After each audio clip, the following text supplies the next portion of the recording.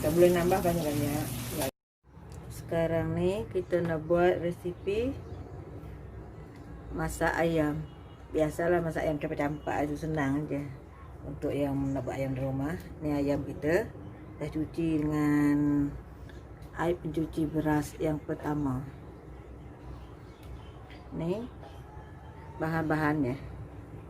Ni tepung gandum dalam 4 sudu ni sudah makan. Tepung jagung 2 sudu. Tepung beras kira 2 sudu juga.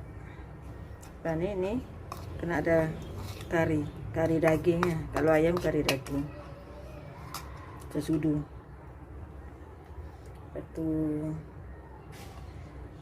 halia ni kira 1 ni, pasal dah potong macam ni. Lepas ni 5 biji bawang putih. Ini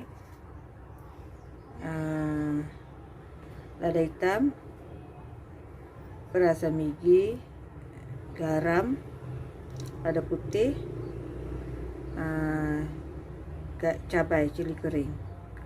Ini kunyit, madu sikit. Pedas ni, siapa nak pedas ni boleh tambah banyak sikit. Lepas ni kita nak, sekarang ni kita nak ni benda ni, bahan ni semua ni kita sagat atas ayam macam ni. Kita sagat ni sampai habis dengan bawang putih sampai habis.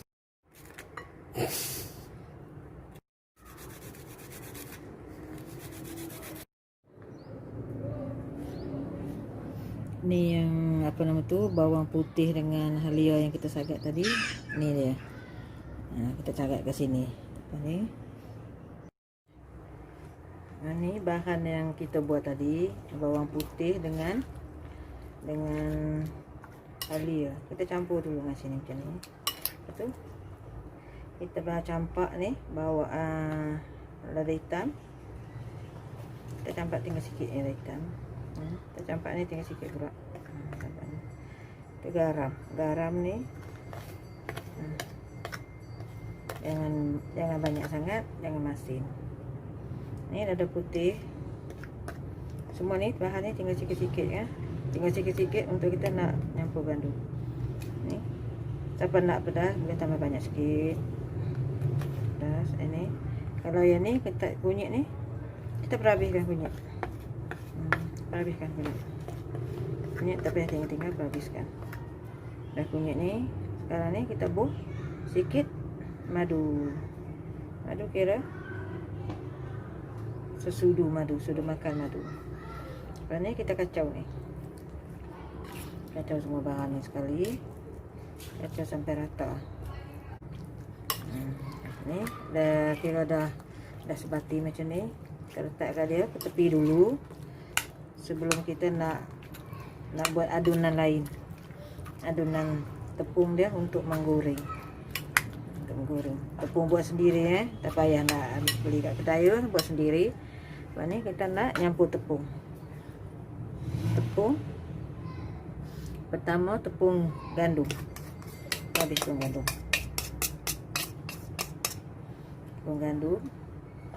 Lepas ni tepung beras. Lepas tu tepung jagung.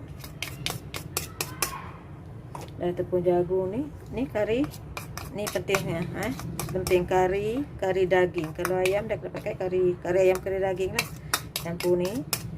Last sekali kita bahan ni tadi kan tinggal sikit-sikit ni. Ni sikit-sikit, kita campak ke sini. Campak sekali. Tinggal sikit agak-agak. Buat macam ni. Lepas tu kita gaul semua ni, tepung ni, gaul semua tepung. Gaul macam ni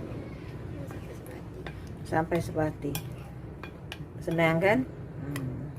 Budak-budak yang baru kahwin pun boleh buat ni.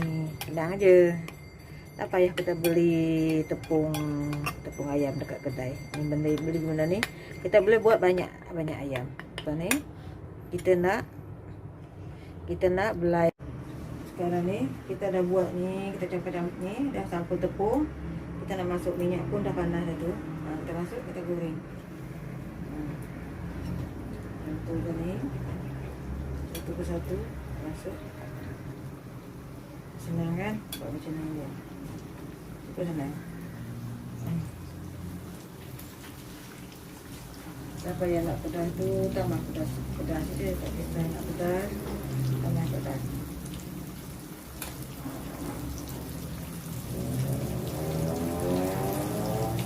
Pakai gandum sendiri lagi senang dari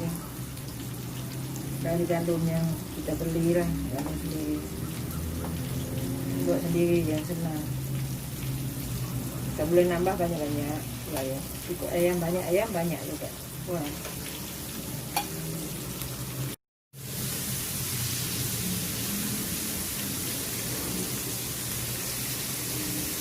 Ini hasil ayamnya, ayam berempah madu yang kita buat tadi ini hasil dia.